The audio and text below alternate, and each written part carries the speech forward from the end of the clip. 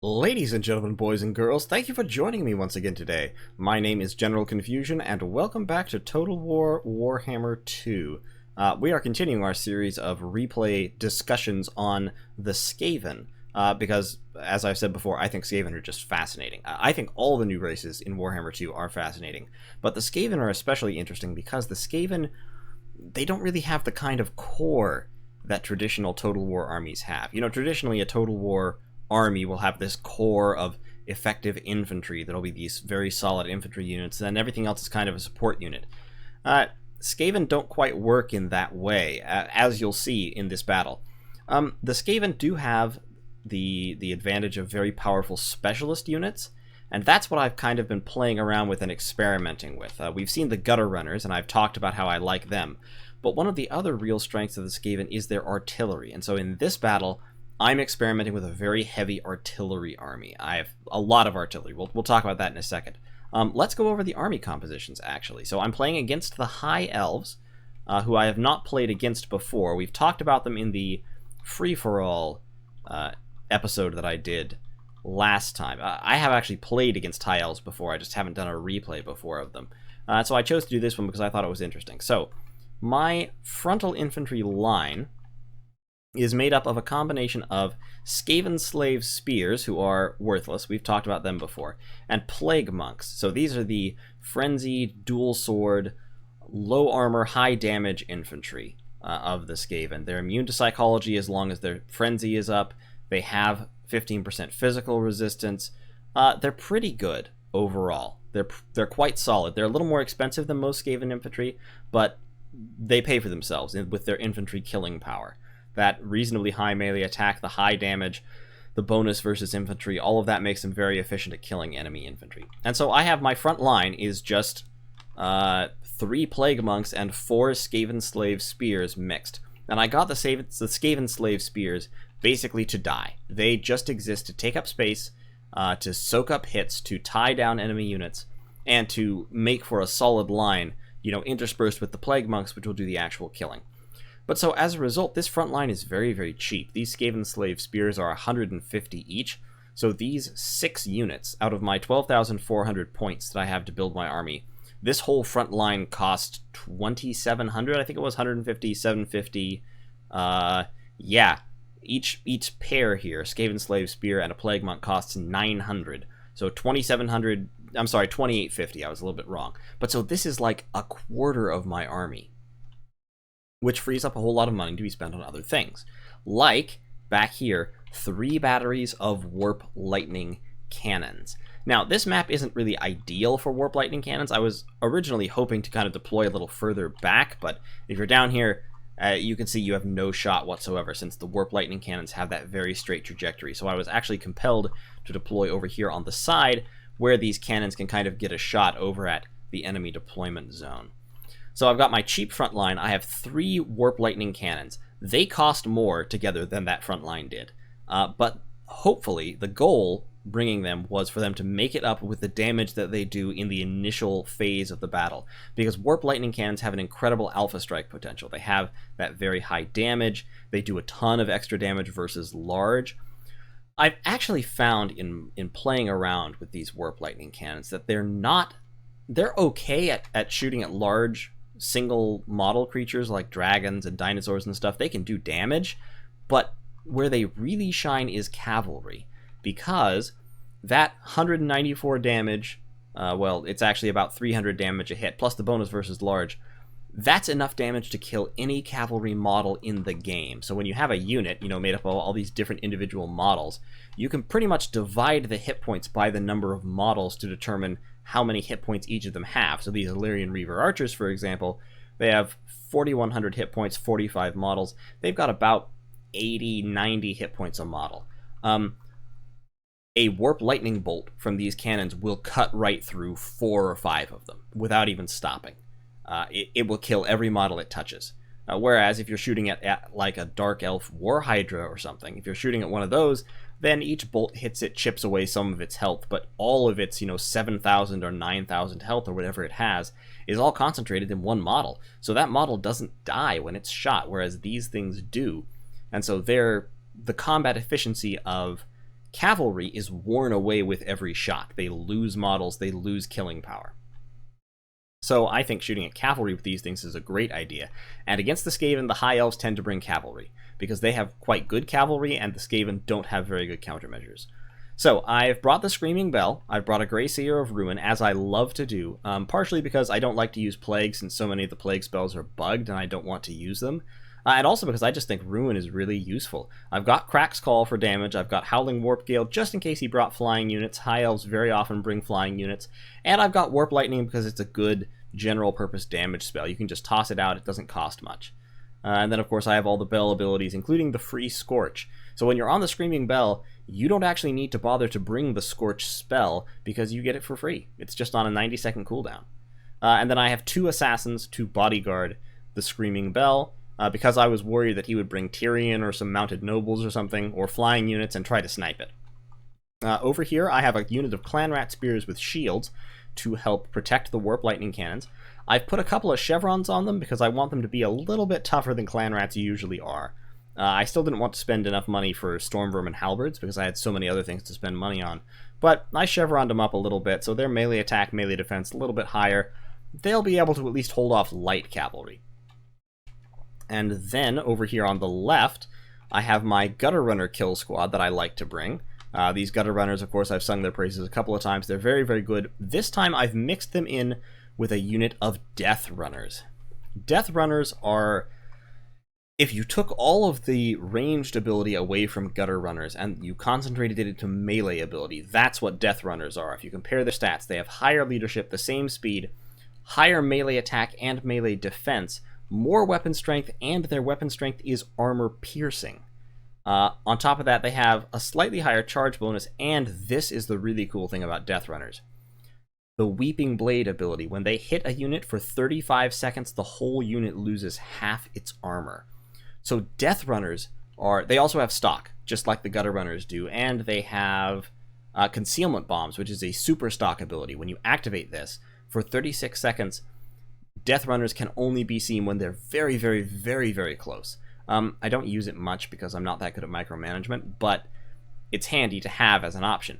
But by mixing these in with the Gutter Runners, this in essence provides an extra layer of cavalry defense, because High Elves have one of the few cavalry units that can actually pose a serious threat to Gutter Runners, Dragon Princes. Dragon Princes are super expensive, they're fast, they have 78 speed, and they have the melee stats that even when poisoned, they can mop the floor with Gutter Runners. So, a unit of Dragon Princes can run down Gutter Runners and can kill them when it catches them. By mixing a unit of Death Runners in with the Gutter Runners, however, I give them a lot of armor-piercing damage, and when they're fighting the Death Runners, those Dragon Princes drop from 110 armor to 55 armor, which is much, much more vulnerable. So they can be taken down by the regular Gutter Runners in melee. So the Death Runners are expensive. I feel like they're a good value to mix in with the Skirmisher squad against High Elves. And they also give you more punch if there isn't a whole lot of cavalry on the field. You can just flank around and get into the rear of the infantry with them. They're really good at that. So the point of this build is to be, on my end, is to be quite defensive. This line will just kind of wait for the enemy to get close before charging. The Warp Lightning Cannons are going to start firing as soon as they can, try to take out the enemy cavalry, snipe out the enemy lord, do a lot of damage, cause a lot of morale penalties before we ever engage. Then I'll drop the magic on the front line and try to break the weakened front line as fast as I can. Now the High Elf player has taken an unconventional build as well, or well, it's a little... it's kind of conventional for High Elves. It's very unconventional as armies go. He doesn't have any infantry. All he has is Lothern Sea Guard. 1, 2, 3, 4, 5, 6, 7, 8 units of Lothern Sea Guard. So these are all archers and spearmen, both. Some have shields, some do not have shields. I think he has 2 without shields and 6 with, if I'm not mistaken. Yeah, 2 without shields, 6 with. Doesn't matter because I haven't brought many missiles. But so they've got, you know, the silver shields that give them 55% missile resistance. They've got a powerful long-range missile attack. They've got a high weapon strength with a bonus versus large. They're very, very solid. When I went into this battle, I remember I was actually slapping my forehead as I went in because I was like, oh no, I spent all my money on all this other stuff, on these cannons and everything. I forgot to bring a Doom Wheel. Well, good thing I did, because Doom Wheels, they still work against Lothern Sea Guard. but they're not hugely efficient at it. That bonus versus large does hurt them. Lothran Seaguard aren't armor piercing, but still, they get a 16 bonus versus large, so they effectively have a weapon strength of 44, which is painful even through 100 points of armor. So, the main core of his army is Lothran Seaguard.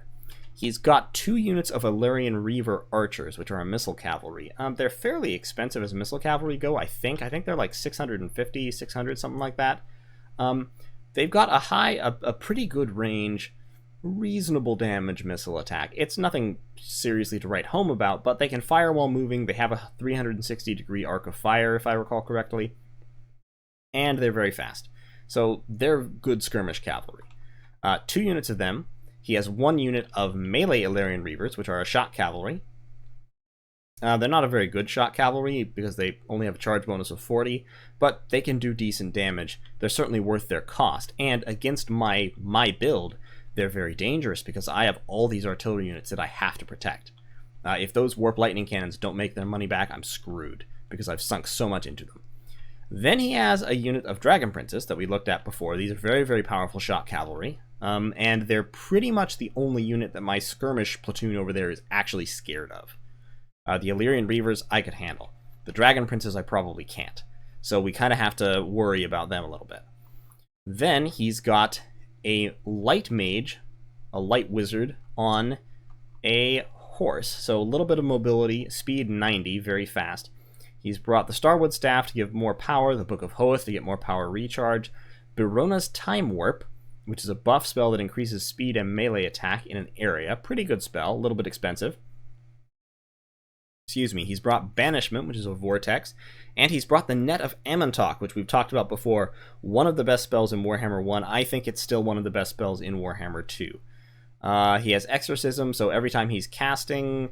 Well, that actually only affects undead, so it won't affect me at all. Interesting. So it's a leadership penalty to undead specifically. Huh. Seems very, very situational. And of course, martial prowess, all the usual elf stuff. His lord is a princess on a horse. So the princess is a hybrid unit. She has pretty good melee stats, pretty decent weapon strength, but not armor piercing. But she also has a long-range, powerful missile attack. Does quite a bit of damage, and she can shoot very rapidly. So she can rack up a lot of missile damage. She has this volley of high arrows, which is a magic missile that she can fire 3 times. She has Foe Seeker, which boosts speed and vigor. She has an ability that boosts reload skill for allies, which means that her Lothran Seaguard, when she pops that off, will fire quite a bit faster for... that's constant. They just continuously fire faster when they're near her, so that's pretty cool. And yeah, that's in force, so that's affecting her as well. So yeah, you can see missile damage for these units near her are 23. That's because their reload time is 8.6 seconds, as opposed to this unit out here, missile damage 20, and that's because reload time is 9.7 seconds. So she's cut a second off of reload time, which increases effective damage over time. So, my strategy, I'm going to be moving forward through the woods with the skirmish squad, trying to get on the flank of the enemy. The warp lightning cannons are immediately going to target cavalry, and the infantry will just kind of wait, and the spellcaster and the assassins. I'm going to force him to come to me, because I have the artillery advantage. He's going to have to bring his archers up into range. So let's see how it goes. So the lightning cannons are targeting on those Illyrian Reaver archers, and watch this. There goes the volley, and more than... that's 40% damage in one volley. That unit is already badly compromised. You can look at all of those horses just dead on the field instantly. That is why I love warp lightning cannons. So the high elf skirmish cavalry is moving forward, maneuvering. I think I'm still targeting them right now. That will be changing. I'm pushing forward my runners along the side. They're putting some volleys into my Skaven Slave Spears. I really don't care. The Skaven Slave Spears exist to die. So yeah, I'm still targeting the Illyrian Reaver Archers, doing some more damage, but they're not really the unit I should be targeting, because they're not the most valuable or dangerous cavalry unit that the High Elves have. So I think I'm retargeting now. Yeah, I saw the Dragon Princes. I was trying to target them. The Illyrian Reaver Archers are moving around. I'm just going to kind of zone them out with the Clanrat Spears. That was a misclick. I was trying to I was trying to use Warp Lightning to kind of control where they could go by threatening to blast them. Instead, I left-clicked instead of right-clicked and dropped it on my own clan rats. So, sorry guys. My runners are moving up, they're getting around the flank. I've noticed now that his line is entirely Lothern Seaguard. The Dragon Princes are pulling back, so my Warp Lightning cannons can't quite get at them. I'm sending my assassins out to zone out the Illyrian Reaver archers. So, having noticed that I can't hit the Dragon Princes, instead I am targeting the Princess. And that first volley didn't do a whole lot, but follow-up volleys will be more accurate. The assassins are pulling back because they've successfully zoned these guys out. All the Illyrian Reavers are now behind my lines. I've got my Clan Rat Spears still in position. More Warp Lightning volleys. Yeah, see, that's the kind of damage I was looking for. More Warp Lightning coming in. He spotted my runners. The Dragon Princes were already moving over to this flank, so that's a very good position for them. Now my infantry line is advancing, and back here, the Illyrian Reavers charged in. I gotta go in slow motion again. Charged in, got intercepted by one unit of Gutter Runners that split off from this squad. He's netted my Gutter Runners and Death Runners, which is bad, but not terrible because they do still have the Death Runners. So I've got one unit of Gutter Runners and two Assassins, both charging into the Illyrian Reavers, who are going to lose this fight badly. They're going to get the crap kicked out of them. My Spears still holding in place, just kind of zoning out, providing overwatch while my infantry advance. So my runners have been netted. The Dragon Princes are going to come in on a charge. They're going to have a nasty surprise because the Death Runners are actually very, very good at fighting them. These Illyrian Reavers are getting wrecked, especially because I've dropped Rival Hide Talisman, so they can't do any damage with zero melee attack. These Illyrian Reaver archers are now getting intercepted by the Clan Rat Spears as they try to go into the cavalry. This unit just slips by. The Screaming Bell is moving forward, and there I'm placing a Crack's Call onto the Lothern Seaguard. Should hit both units. It also hit my own Skaven Slave Spears, but I really don't care. The Light Mage and the Dragon Princes both charged in. The Death Runners and the Gutter Runners are getting beaten up, but they're doing some damage in return. These Skaven Slave Spears are doing alright. These Plague Monks are doing brilliantly, and here comes the Grey Seer.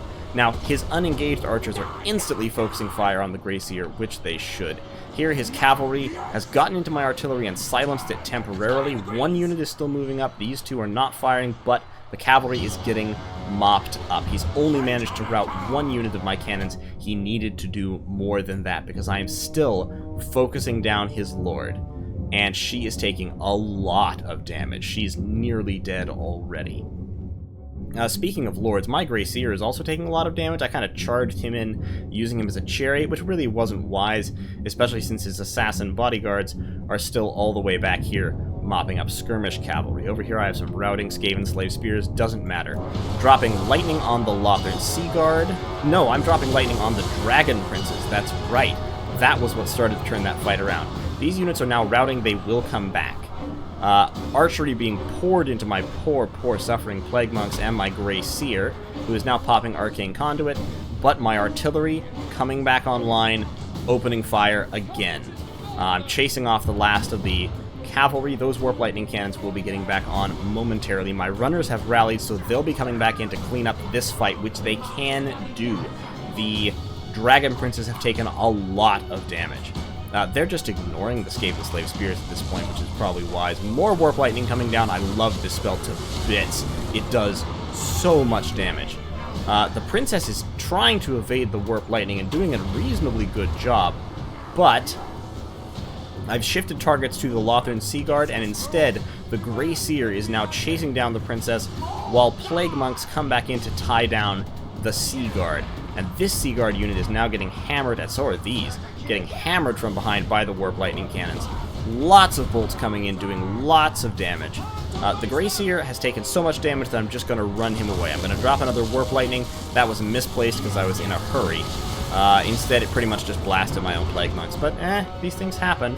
My runners have gotten right back in here and are cleaning up this unit of Lothern Seaguard, soon to sweep into the Dragon Princes. The Princess is being chased down by my Gutter Runners. Back here, Clan Rat Spears still chasing these Illyrian Reaver archers. Good on them. My Assassins were moving forward, but they got netted, so they can't move at the moment. And now I'm targeting the Light Mage because screw you, Light Mage. Stop netting my crap. He will be routing shortly. I believe. These Lothern Seaguard are technically in a melee fight with, like, a few Plague Monks, so they can't fire, which is good. These units can all fire, except these Plague Monks are about to sweep into them. These are just Skaven slaves, I don't care. My Grey Seer is way, way back here. The Light Mage has shattered because of army losses. The balance of power shifted, despite the fact that I've lost half my army. And let's talk about why that is for a moment before the game formally concludes. My artillery are still perfectly healthy. They're a big part of my army. They're 3,000 gold out of 12,000. This is a quarter of my army that is technically at full strength. My Plague Monks have gotten beaten up, but in the process, they've taken a whole lot of the Lothern Seaguard with them. Routing, Princesses was breaking already. That unit is destroyed, that unit is destroyed, that unit is destroyed. That unit's at only about half health, that one's basically destroyed, that one's basically destroyed. So about 6 out of his 8 infantry were wiped out, or almost wiped out. I lost a whole bunch of Skaven Slave Spears, and they practically don't count for balance of power purposes. The Plague Monks do, but they got their worth back. 44 kills there, 89 kills there, 68 kills there, all very much worth it. 68 kills is an entire unit of Lothern Seaguard, and, more importantly, this unit of Dragon Princes was more or less annihilated. Dragon Princes cost 1,500 by themselves. More than 10% of the whole army was just this unit, and on top of that, his Illyrian Reavers also got crushed, and I didn't even lose hardly any of my Clanrat Spears doing it. So, with all of those losses, his army just fell apart as soon as his leadership routed. As soon as the Princess routed and the Mage routed, his army no longer had enough on the field to maintain the balance of power, and so all the rest ran. So, in terms of artillery Skaven, that worked out very, very well. Despite the fact that if you look at the kill numbers, the cannons don't seem to have gotten all that many kills. The key is the kills that they did get were pretty quality. They wiped out more than half of a unit of Illyrian Reaver archers. They got a bunch of shots on the Lothern Seaguard, weakening them critically during some of those infantry fights, and they poured a ton of damage onto first the Princess and then the High Mage. You can see both of those. I think pretty much all the damage that both of these units took was from Warp Lightning Cannons. So in that sense, they took a huge amount of strength out of the army. The Light Mage, shutting it down was critical. That Light Mage getting those 2 nets almost ruined me, because it stopped my runners in place to be charged by the Dragon Princes, who got a ton of kills, largely on the strength of that. And then it stopped my assassins from coming into joining the fight like they wanted to. Otherwise, Lothern Seaguard are a decent pick against Skaven, because they are fairly defensive and they can put out ranged damage, which most Skaven infantry are very, very vulnerable to. They're not the only thing you need. You cannot build an army out of Lothern Seaguard, because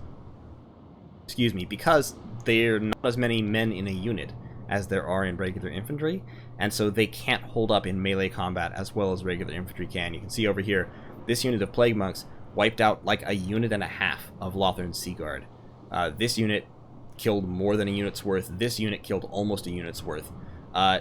These are just unarmored infantry, exactly the units that Lothern Seaguard should counter with their ranged fire, and even so, they weathered the ranged fire and dealt incredible damage in melee. The Death Runners did their job. Although they did get charged and broken by the Dragon Princes, they then rushed back in after they'd rallied, got the Dragon Princes, got a hold of them, and did a ton of damage. Gutter Runners underperformed a little bit because they were netted. This unit of Gutter Runners did pretty well by rushing back to stop the Illyrian Reavers. This unit kind of got into bad engagements. The Dragon Princes are not the target that Gutter Runners want, but they did okay. They survived, and they put out some damage. That's what's important. The Skaven Slave Spears absorbed arrows admirably, 10 out of 10 would bring again. My Grey Seer, the main value that the Grey Seer contributed in this battle was that it served as a big old target with a huge pool of hit points that soaked up arrows. And so these Lothern Seaguard were concentrating so hard on pouring arrows into the Screaming Bell that they did not effectively fight back against the infantry, which was methodically crushing them from behind. And the assassins did a great job holding off the cavalry that was trying to take out my artillery. breaking them, sending them running away, so that the artillery could start firing again and tip the balance in that infantry fight. So overall, I think the artillery thing worked, despite the fact that my opponent went not cav heavy, but brought several units of cavalry. The artillery managed to do their job, and they managed to control what my opponent was doing in an effective manner. So I'll be trying this again. I don't know if 3 Warp Lightning Cannons is too many. It might be too many. But it was certainly interesting, and it's worth playing around with the heavy artillery theme. In general, I think Warp Lightning Cannons are better than the catapults. I've done a little bit of individual unit testing. They seem to perform better even against infantry, frankly. So I may just stick with them as opposed to bringing the catapults, unless there's like a big blob of infantry somewhere that you can just lob catapult shots into. But in any case, thanks for watching. Thank you to my opponent, Jackie number R2G, for playing against me. It was a good battle. I liked what you were doing with the cavalry and the net. Those dragon princes were absolutely fearsome. I would say you probably want to get some regular infantry in there instead of just Lothern Seaguard, because they are a little bit vulnerable once the Plague Monks get a hold of them. But in any case, thank you for the good battle. Thank you all once again for watching. If you'd like more videos like that, feel free to subscribe to the channel. I'll be doing a whole bunch more of these Warhammer 2 multiplayer replays and kind of talking about the strategy involved in them, because I'm a nerd, and that kind of analysis is what I like to do. So I'll see y'all on the flip side.